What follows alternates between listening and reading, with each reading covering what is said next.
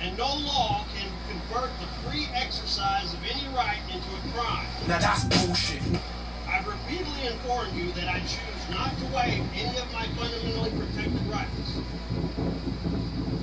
So I ask you again, officer, badge number 7, do you intend to harm, injure, steal my property, or otherwise punish me for invoking my fundamentally protected rights?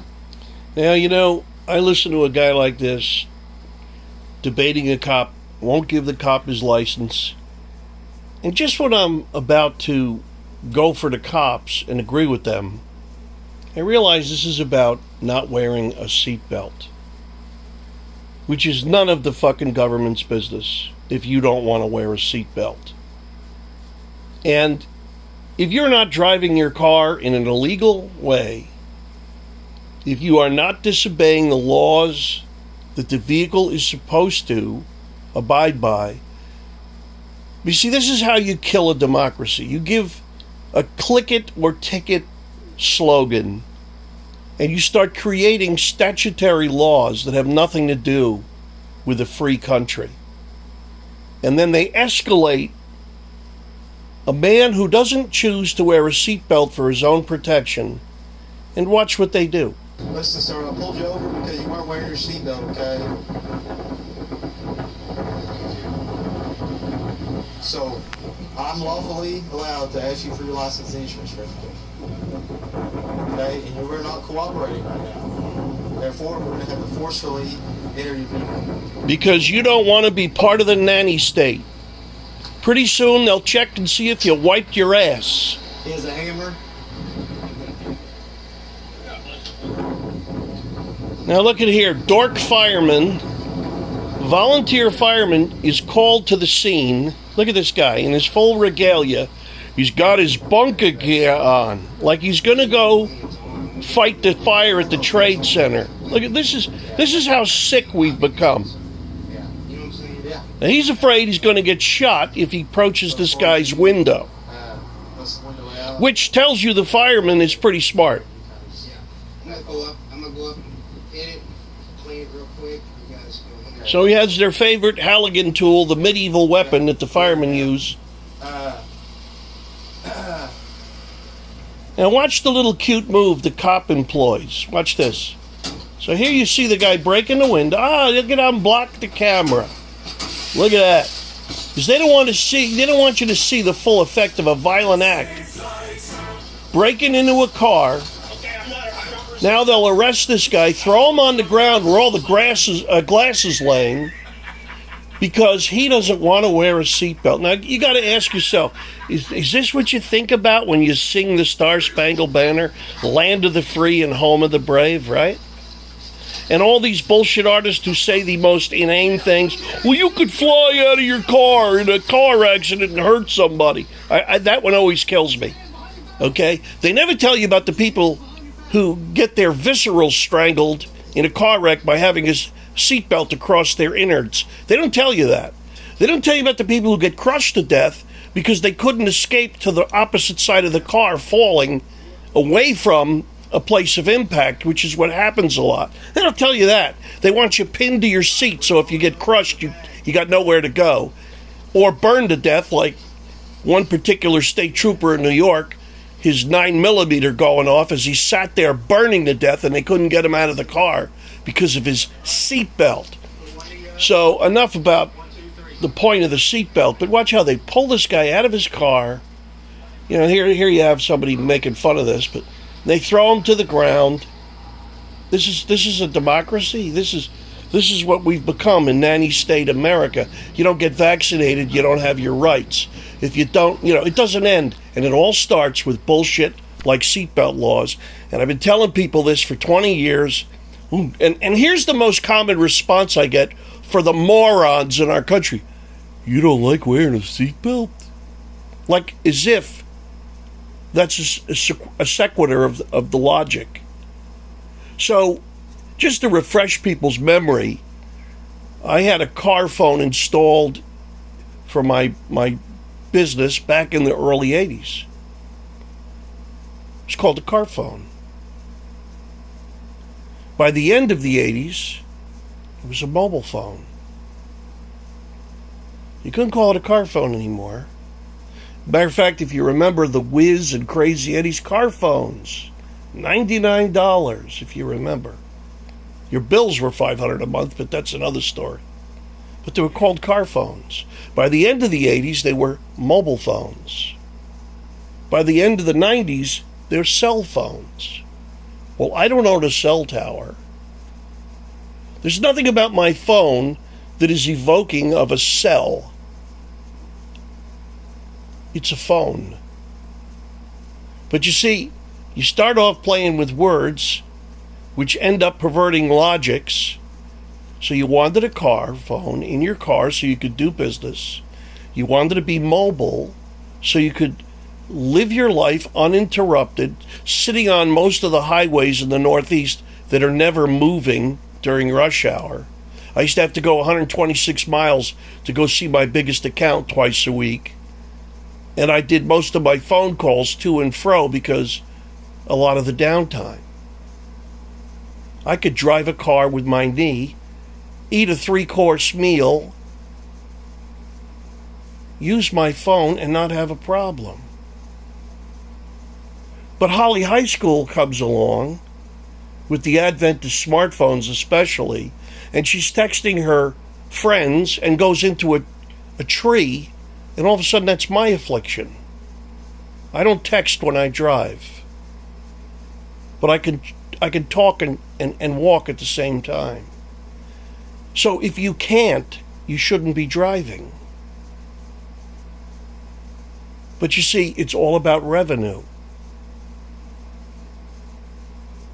You break the law, that's one thing. You drive the car unsafely, what does it matter? The reason.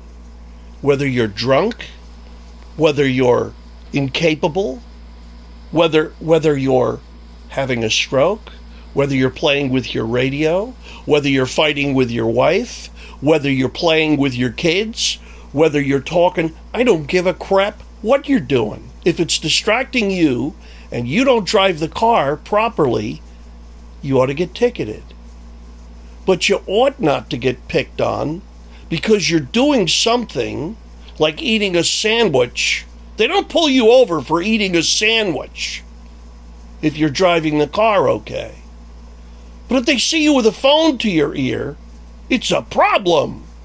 Whether you're doing anything wrong or not driving the vehicle.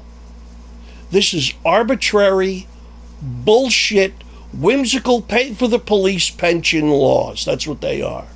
To quote one court officer in Newburgh, New York, a little fella named Joe, a sweet guy, said to me, Chuck, it's cell phones and seatbelt tickets, and business is booming. And I don't even really get as upset about the fact that they're revenue chasing as much as they're defecating on the rights of free people to move to and fro in the society. And all these years of me arguing this, and now they're slapping your mask on your face. How about calling you a non-essential? Anybody in government is totally essential. Well, you know what, all you essential workers? F you and your taxation. Let's see who's non-essential. When all the private citizens say, F you, we're not paying property and prohibitive school taxes anymore. I had a retired major on the state police just yesterday. Okay, he's been retired for 15 years. He drinks Budweiser, so he exists. 15 years. His retirement check is pretty substantial. He's going down to South Carolina because the taxes in New York are too prohibitive. Imagine that. You go down to Bonita Springs, Fort Myers, Florida, you'll find more policemen there from New York than anything. If you go down to Murrells Inlet, South Carolina, all New York cops living it up on the taxpayer's nightmare. They escape with their fat pensions, you're stuck in a draconian, highly taxed shithole like the state of New York to pay for their never-ending orgy. And we don't want to bring up all those three-quarter guys fell down and got a boo-boo. And they're three-quarters since their 21st year on the job or 17th year on the job. You get to go to work in your lousy job and pay all this money to support this perversion. You lose your rights. You lose your freedom. They steal your money. This is medieval England all over again. This is like pre-Runnymede, when they put the sword to King John's neck and said, hey, pal, we have to have a Magna Carta for our laws, so you don't decide what the law is whimsically. But that's what they're doing. You can't drive a car. I don't care what the reason is. Get off the road. All you got to do is go on YouTube and watch the compilations of morons cracking their cars up, running each other off the road, speeding in an ice storm, all the stupid things they do, cutting off tractor trailers and getting killed. And it's endless, the stupidity of America. There's no ticket for that. They don't stop you for driving while stupid. You know, some of my trooper friends, they have all these jokes. DWC, driving while Chinese. Because there's so many drivers that don't know they don't know the law in the state of New York, going to the Woodbury Common Mall, where a preponderance of Chinese people go from out of our country to go visit that Woodbury Common Mall. One particular accident, Chinaman had a flat tire in a rented minivan and decides to stop and look at it without pulling over the side of the road, and a tractor trailer went right over him and killed him, his wife, and his family. And my buddy, retired sergeant, another guy, had to pick up these beautiful little babies laying dead on the road. Because there's no preemptive driving while stupid or driving while not knowing the language. How about that? So these arbitrary laws do not serve the public. People are getting murdered and shot to death in every town in America. You know what the cops are preoccupied with? Seatbelt laws. So it used to be Thanksgiving weekend. No more. It's click it or ticket. Used to be Memorial Day, where you'd contemplate all the heroes who died for America. No more. It's click it or ticket. That's all you see. Complete bullshit America. And by the way, this comes under the heading of existentialism. The police don't know why they're police anymore.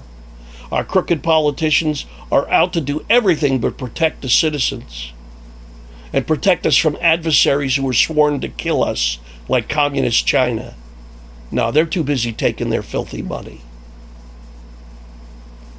It's a disaster.